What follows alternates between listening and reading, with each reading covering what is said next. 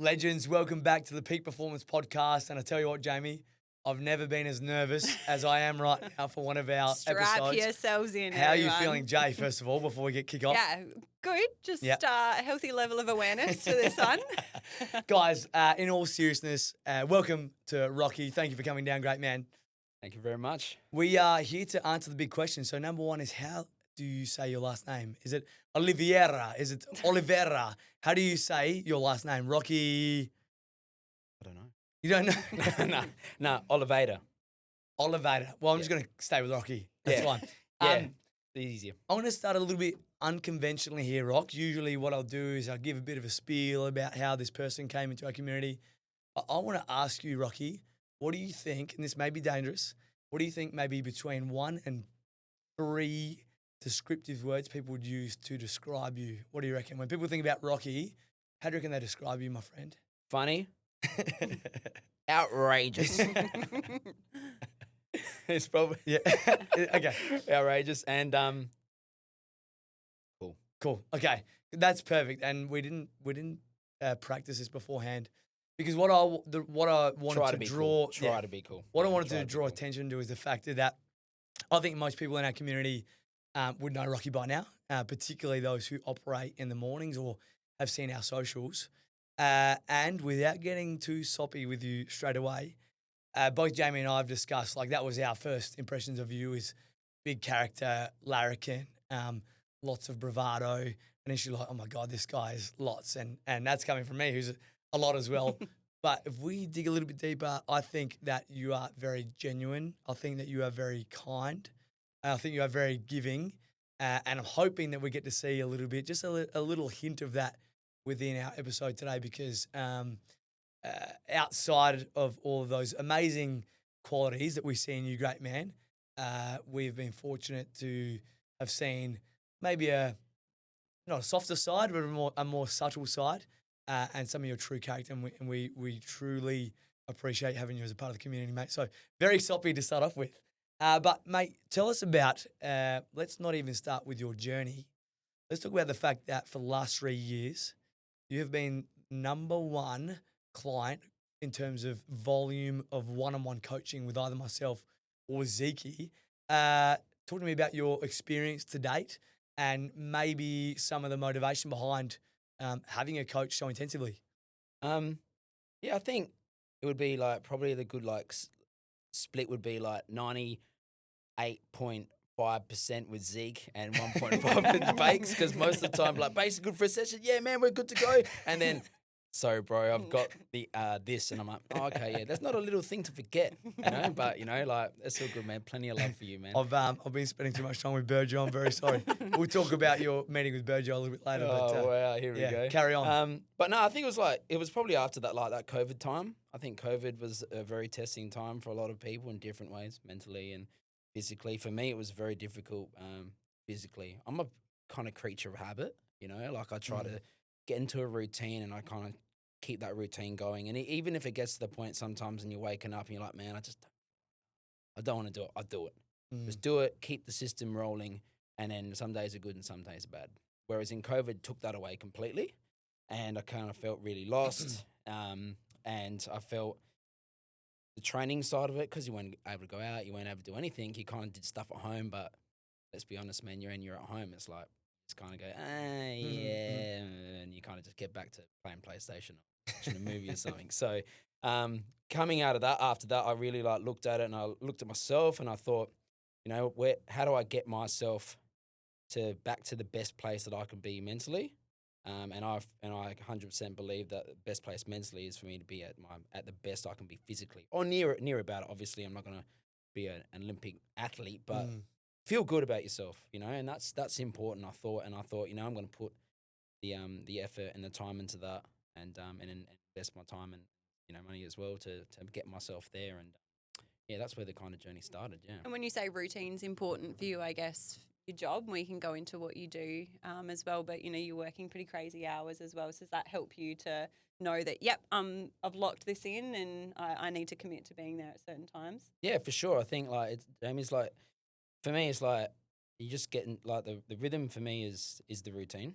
It's really important. And obviously some days for my work is a lot different. Like usually my bigger days like Friday, Saturday, which I tend not to train so much on those 2 days, and Wednesday's a big day for me. So like I'm in the kitchen for 10 hours a day, 11 hours a day, whatever it is. So people would think, oh, sleep literally until the last 10 minutes or last 15 minutes before you have to go to work, and then go to work and start working. It's like, I don't think that's a great way to go about what you're doing, man, because you're not getting to see anything else other than waking up, going to work, leave, come back home. You're literally seeing the same two things in a day: house, work. So you need to get a bit of I need to break it up a little bit and do some other things. So, yeah, does that kind of like Yeah, kind for of sure. give you what, like, Well, let's delve into that a little bit further. So, obviously, for those who don't know, we call him Chef. We call him the Prince of Port Adelaide. We call him a lot of other names, but Chef is probably the most common one around here. Yep. Can you give us a little bit of background? Where did that start for you? You can maybe give us a few little key points, and we'll delve deeper into some of those experiences maybe as we go. But yeah, talk to us about the hospitality industry, because I look at that and I think I have a realistic view on the fitness industry and think that it can be challenging.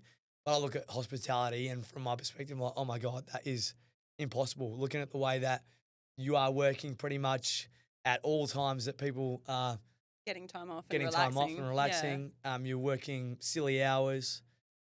From the outlook, I imagine, and again, you can delve into this or not if you want to, but staffing would be challenging. I'm looking forward to getting your views on that as well. There's just so much about it that I look and go, oh my God, like that looks so scary. But yeah, give us a bit of an overview of your journey and what drew you to it, and how have you sustained it for so long? I think cooking's been, something that like my old man was, pretty handy cook. So I witnessed a lot of that growing up and seen a lot of those things, and barbecue cook-ups and all of that kind of business, but done more of a Portuguese style. So most people would be like, whip out the Weber, turn it on, and my old man would dig a pit, load it up with charcoal, start. There's a fire, there's an inferno in the backyard. He would use like pieces of metal and grates and kind of make this thing, and then fill it back up, and then you're kind of like, what just happened, So that's probably some of my early stuff, like with cooking. And then like, I think as like time has like progressed, hospitality was something that I got into, like in the, like when you in high school and school and trying to get jobs and stuff, and like hospitality is one way, retail's another. I went down that road and was working at KFC, did a bit of that, tried a bit of the dirty bird. I was parallel Hungry Jack, so I wasn't too far away. Yeah, so like that got me into it. I kind of liked it, and I kind of like the pressure that it brings, and it pushes you, and it makes you like try to really good with your time, and really good management with space. That's, I think, the most important thing I learned from that kind of space. So then, applied for a traineeship at the LA Convention Center, did that, and then a year after I applied for an apprenticeship there, and got one, and did 2.5 years. At the convention center, massive place, feeding up to thousands of people every night and stuff. But then I realized, like if I want to be more rounded and probably better chef, then I would have to go somewhere smaller and then really test myself, because a big place has so many pros and also has cons, like anything. But a small place, you're there and you're like, you're it.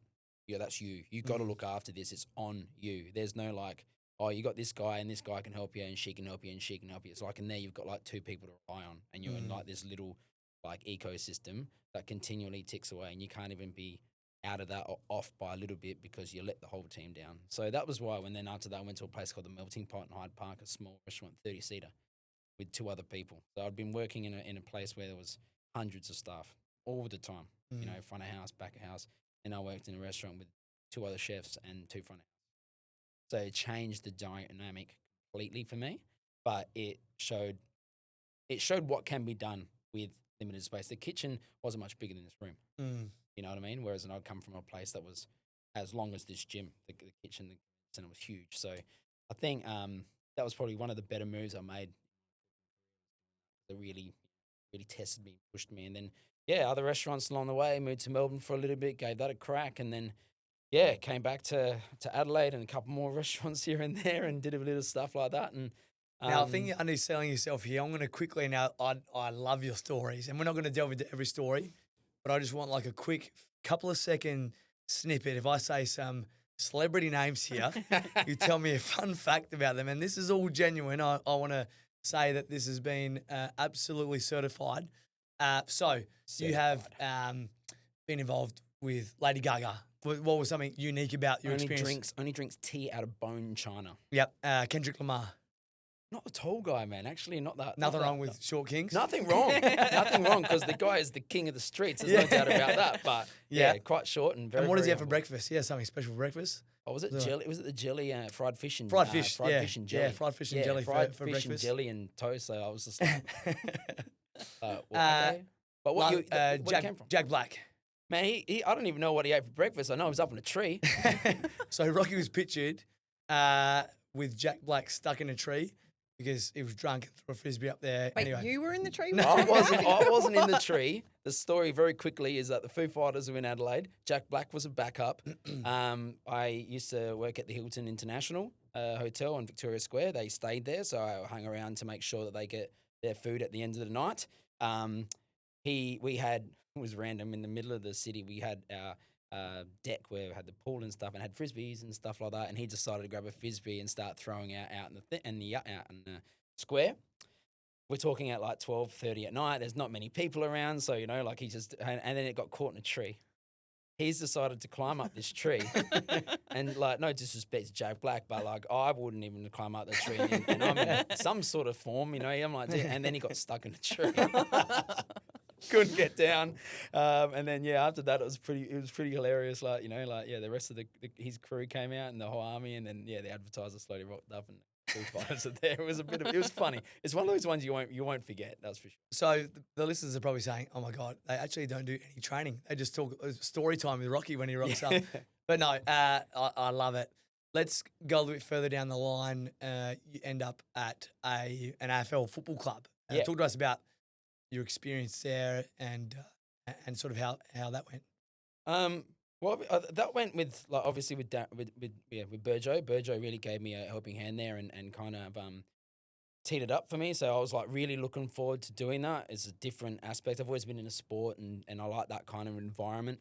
So Burjo kind of like, look, I think we've got some room in here. I reckon we can, get you involved a couple of days a week and get started. And I'm like, sick, I was actually really looking forward to working with Burjo. And then Burjo's like, yeah, cool, no worries, I'm doing this. And then I know the story goes that Burjo flies to London on a Thursday, meets us, and Wenger goes to the Champions League final, signs for Arsenal, and Rocky is just a distant memory. That's what that is, mate. So I ended up staying at Port after that. After Burjo left, Ian McKenna, Ian, took over after that, and I stayed on there, and it was great. I did that for 3 years, which was awesome, an awesome experience, and not just because you're part of the inner sanctum and you get to see some things, but it was just like being in an environment where there was like people, and I think Walshy kind of said this, that they're trying to just strive to be the best. And that is infectious. And the ups and downs that come with it is also very, very infectious. You walk in there on a Monday after a win, it's like, man, we can take on the world. And then I remember being there after I think we had like a stretch where 0. Right, and it's just like totally deflating. And you got to kind of I think that there kind of like opened myself up to a little bit to like trying to like see what those guys have to go through, like it's just like they get paid what they get paid and do whatever they do, but the ebbs and flows that come with that, and that's huge. It's massive. It's a massive thing. Stuff. Throughout this journey, were you training yourself? I don't know. You met Burjo through playing soccer together. Is that right? We played a bit of soccer together. Yeah. Yeah. So talk to us. What was your training? Did you have a training regime? Was it were you just squeezing it in whenever you can? Did that change when you went to the power and you had this extra level of motivation? Was it just something that was sort of around and you did whenever? Like, what was that looking like at that time? I've always played soccer pretty much my whole life since I was 5, and I've kept on doing that every year. So like that's been my upbringing, so to speak, in sport, and I've always loved that and being a part of a team. And how many times have you been suspended in that time? So I've heard some stories as well, but we won't delve into those today. We're not allowed to go into any of the specifics. I have been told that I'm an expert at the dark arts. Oh, no. Yeah, wow. But not much. Okay, that's good. Well done. Sorry to carry on. Oh, mate, no, easy. So that's how that kind of so kept on training, and then like as a soccer player, and then Probably eased off for a good couple of years there in my 20s and kind of just took it easy. And then did my ACL. And then after I came back from that, I remember thinking to myself, I'm like, this is like the worst thing in the world is that injury. I remember like crying. Like I literally, when it happened, I knew I was in trouble. You know, you just know, you know. And when it happened, I was like, I'm not, what am I going to do? Like work, you know, just functionality, going around, you know, doing whatever. And I remember like going to Wakefield on a Sunday, like rainy Sunday like today. And the doctors, yeah, obviously it helps knowing some people that you can just slide in on a Sunday and be, yeah, man, like we'll get the scans done tomorrow. On. And I'm like, oh, that was tough. And then ever since after that and the rehab that was involved with that has been pretty much a consistent training regime ever since. 3, 4, 5 days a week. Now it's a pretty standard 5 days a week, Monday through to Friday. Yeah. Amazing. Now, in a obviously different levels here, and I want to preface by saying that mine is much lower level compared to yours. I was working at the Crows FLW. We obviously had peak running at the same time as well. It was during a time in which I was sort of part of the first female spec staff that were involved. I was involved in the gym. We did our prep for the preseason. I remember we played North Melbourne in Launceston, so we're on the plane. I saw this family with masks on, and I remember looking at the family like, what are these idiots doing? Like, mate, that thing's in Doctor. that thing's in China. Like, what's wrong? Anyway, we go over there. We got pumped. We came back. Next week, we played GWS at home in front of no crowd. I'm like, oh, this is a bit weird. This is not right. And then the next week, Phil Harper comes out and goes, actually, guys, season's finished. We're done. Obviously, what happens with COVID because of all that sort of stuff. We sort of dispersed all the equipment to the girls' houses. And when I was allowed to at different stages, I'd go around or via Zoom, train them with one barbell and a kilo plate and an exercise bike. We did that for a period of time. And then I remember it got sort of through to prep for the next season. We get called into the office and said, look, we've lost a bunch of money. The AFL has put all these restrictions on how many staff we can have at the club at any given point in time. And you don't sit in this top echelon of staff. So catch you later. I remember just being like heartbroken. You obviously had a full-time gig during that time.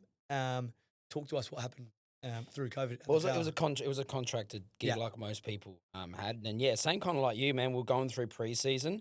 We did, I reckon the first or maybe it was actually the second, like, you know, you get like the NAB in that period.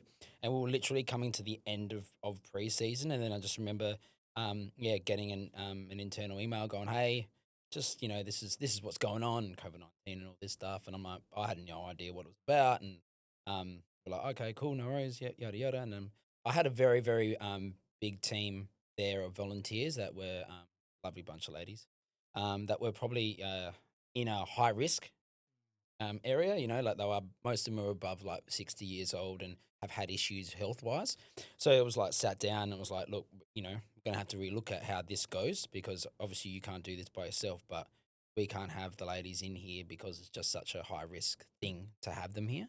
And if someone did get sick, you know, hate for that to happen to them. And obviously probably the club looking after themselves as well. We have to go by the restrictions that are in place.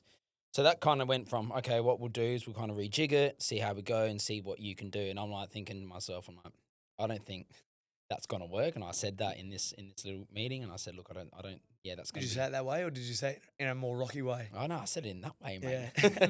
I just can't, I'm trying to envisage you in a working environment surrounded by 60-year-old ladies. Like, were they ruthless 60-year-old ladies or were like you very politically correct? They were the best, man. I love the ladies at Port Adelaide. They were good. They kept me in line a lot of the time. Like they were the ones I thought, you know, like what I loved about them was they were like, that's the thing about like a club or in a community, anything, but like Port Adelaide, like those ladies, like they would do anything for the club, anything. And there's like guys there too, Dad's Army and guys like Alfie's been there for 60 odd years, you know, about volunteering, you know, like you're not going to get that anymore. That's gone, you know. Volunteering, people be like, oh yeah, I'll volunteer. How much?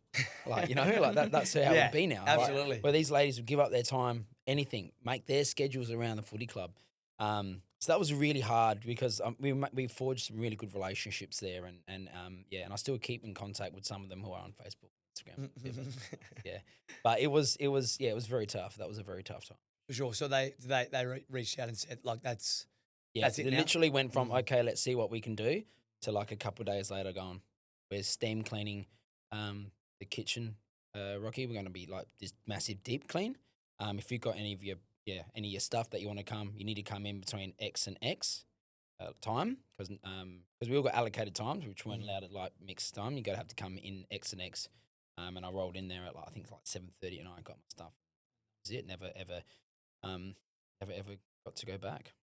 Far out. That's tough. How did you go? Did you have like a bit of downtime in work, or did you sort of have to go straight back to the drawing board and go, shit, like I've got to put food on the table for your beautiful partner, Hales? Yeah. Shout out to Hales. Yeah, shout out to Hal. Shout out to A Hal. very, very understanding woman. I was, What was that next process like? Did you just have a job offer on the table? Was it going on Seek? What is it? Well, next- like what is when it I was at Port Adelaide, the kind of link with Pirate Life was kind of in the mix. So I was like, obviously I was doing contract work at Port Adelaide on my days off, and then I was working at Pirate Life. So it kind of just shifted across, and I could focus on that. Even though I did focus on that, that's all, and the business there had to completely change. Mm. So from being in a hospitality venue to COVID-19, basically like a gym, empty, stopped, done. So we had to like change. So obviously, as myself as a full timer and a whole bunch of other crew, were still lucky enough to be kept working by the company, and ended up just like we had our food truck at the time. So I was doing food out of that Uber, which was hard. Obviously, being in the heart of Port Adelaide, there isn't a massive amount of commercial residential people living there. So it was like, what are we gonna do? And then we're like, so then Pirate Life, to their credit, pivoted online and started becoming a very, very big, massive presence online. So we were like, I literally was just packing boxes and sometimes even delivering boxes to different parts of Adelaide, and working limited amount of hours and being able to still keep sane, because that was good. Like, having that flow and having a bit of work and just keeping me ticking away. I really, really needed that in that time, and so that was like Just kept me touching going. on that, I think the West and the Port is a big community, and over the past couple of episodes we've talked about Peak, and hopefully what we portray here is that community feel and vibe. I'm curious in terms of food. Food often is a big source of social connection and community. In those elite environments, so when you were at Port, although obviously you were there fulfilling their nutritional needs as such, did you get to have that community link and feel through your food?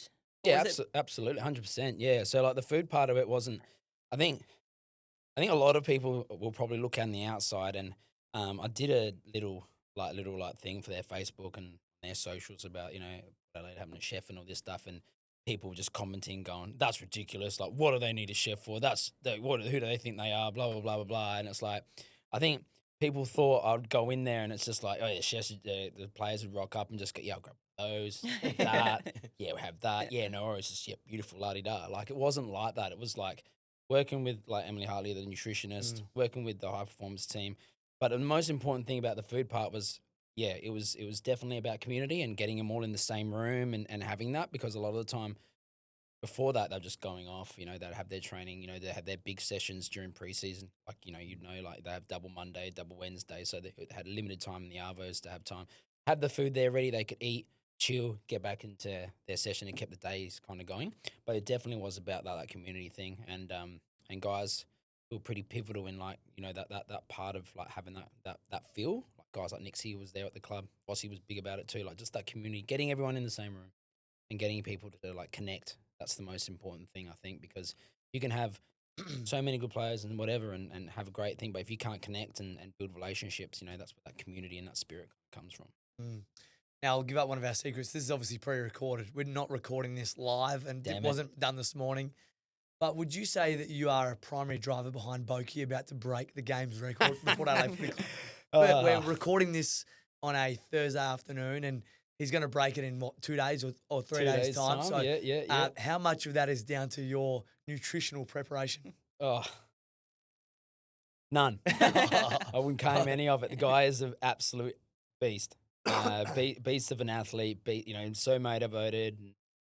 Is always. I think that was a good thing about being around the club and being around guys like Trav as well. That you can get more out of yourself, even when you think you've got everything. You can get 1%, 1% here, 1% there, 1% there, 1% there, and it just makes up those gaps. And that's what kind of guy Trav is, and it's also been that was another thing, like being at the club and then when I'm working with Trav pretty one-on-one pretty much for that whole time. Obviously, a bit of time off over COVID that was gone, but then we worked together for the last little bit, and then this year the time be a little bit different because he's got a full house at the moment because his sister and Bimo, his brother-in-law, have moved in out there where they're doing renovations at their house, so got a full house at the moment, so they're kind of all chipping in and doing stuff. But yeah, definitely spend a little bit more time hopefully with Trav over the year, and who knows, could be the last one and the last dance, so it goes again. But yeah, the guy's a phenomenal athlete, but most of all, he's a phenomenal.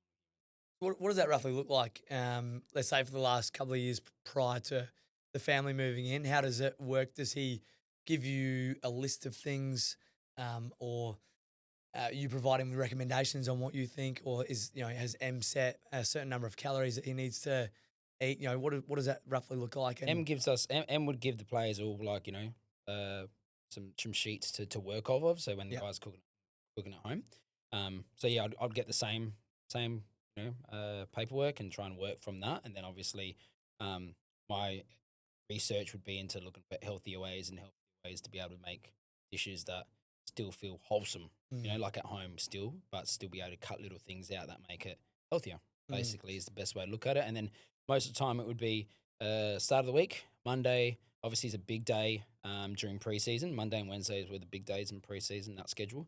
I'll do Monday, Tuesday, and then maybe one other day of the week during preseason, but mainly at the start of the week just to kind of settle. Man, the guy's incredibly busy, but not just like with all the stuff, but also like all the rehab stuff. And he's always in the plunge pool and he's getting massage work, trying to keep himself in the best nick possible. So that's where I come in and just make it as easy for him as possible. And is it the same thing from week to week? Or I'll send him out like basically I'll be like get him like a list. I'll send him like 5 or 6 different things, and then we kind of like stuck to that. And then he'd be like, oh, I really like that. I really like that. I really like that. Let's just kind of keep these 3 and just keep it rolling. And then basically on the Sunday night, I'll flick a message through going, hey, mate, this is the days that I'm available. Can this work for you? He's like, yep, these 3 days work. What do you want to go with? And he'd be like, bang, bang, bang. And we go from there. Yeah. Now, I know there's been some times we've done a little bit of contra with Zeke, and Zeke's going to start to get a big head because we've mentioned him in a couple of our episodes now. I'll be honest with you, Rocky. I just want to get your opinion on how long is too long for food to be unrefrigerated but still consumable, because I've seen Zeke eat, for whatever reason, you've given this beautiful crate of food that anybody would trip over themselves to get. He leaves it in the lockers for 3 days and then comes back and goes, oh, it's still all right. And he's mugging into chicken and fish and whatever it is. So set the record straight. How long is too long? And please, Zeke, listen to Rocky right now. Zeke, listen. Hey, man, shout out to the hype man. He's a gun. No, I was like, one time I left, I said, oh man, how your food's there? He's like, yeah, cool, no worries. And I come back and I'm pretty sure I left that there like yesterday, like that. Am I like even to a point where I was like, is it still Monday? And he's like, oh no, damn, I forgot. I said, oh yeah, no, that. Yeah, I don't know, he's like, well, what do you think? And he didn't even ask me what I think. He just went, nah, I'll be fine. And then I'm like, what? Yeah, man, you do you. He claims he's never got sick. He's good. He claimed, some of at the old peak, I remember him eating this sushi. I'm like, oh yeah, where'd you get sushi from, man? 7 a.m. Like, where did that rock up? Oh, it's been in the fridge. I'm like, oh, how long for? And he go, I don't know. I'm like, you don't know how long that sushi's been in the fridge for. And this thing disappeared. That guy can eat. There's no doubt about that. I don't know why. Somebody left a chicken wing in the lockers once. There was a chicken wing in a small container. And I promised you it'd been there at least 13 hours, just sitting there. And we got a message in the peak staff group saying, anybody going to eat this? Nobody replied. And by 9 p.m. it was gone. He devoured it. So he's a special kind of human.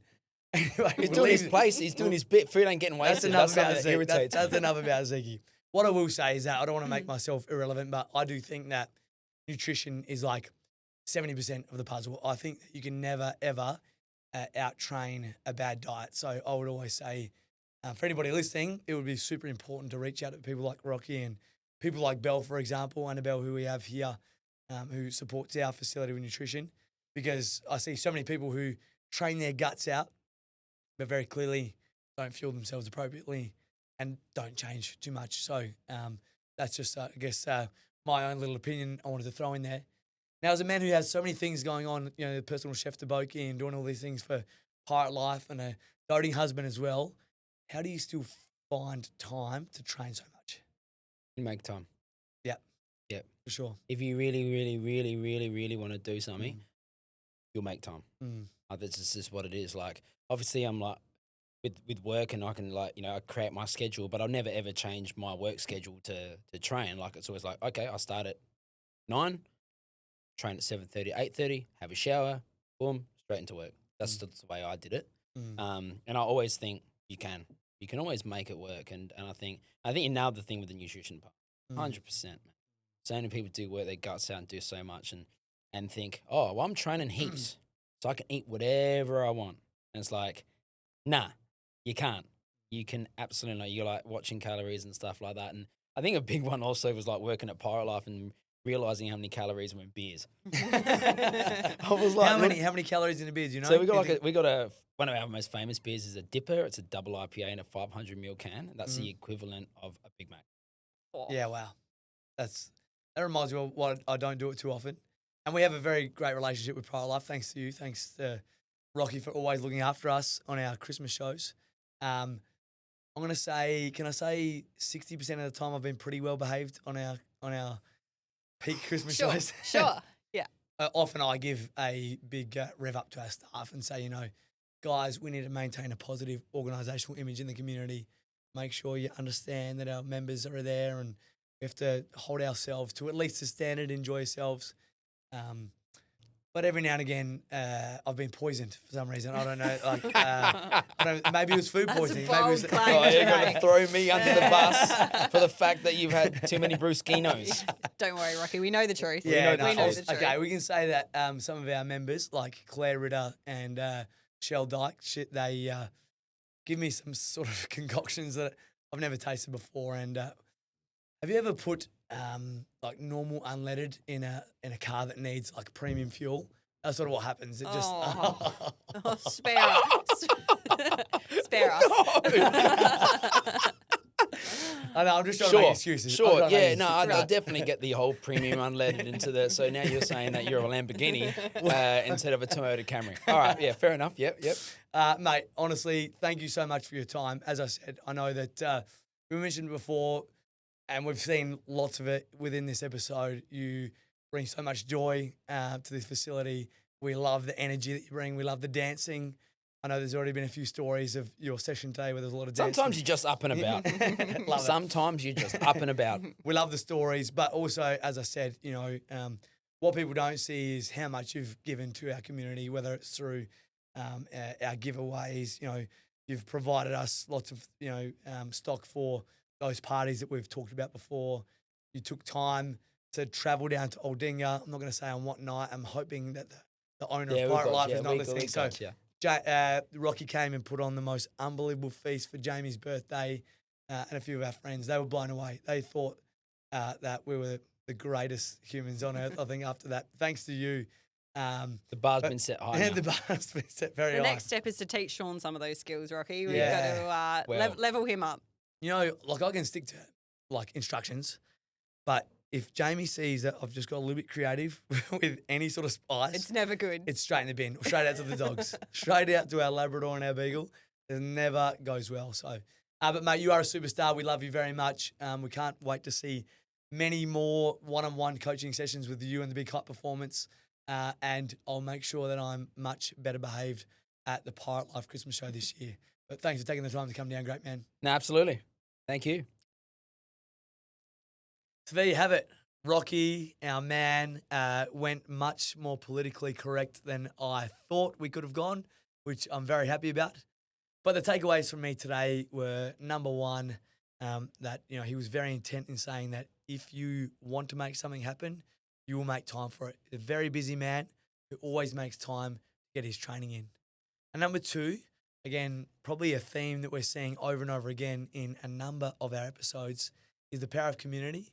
And the fact that food brought that community feel, what most would expect would be a really regimented, high performance environment.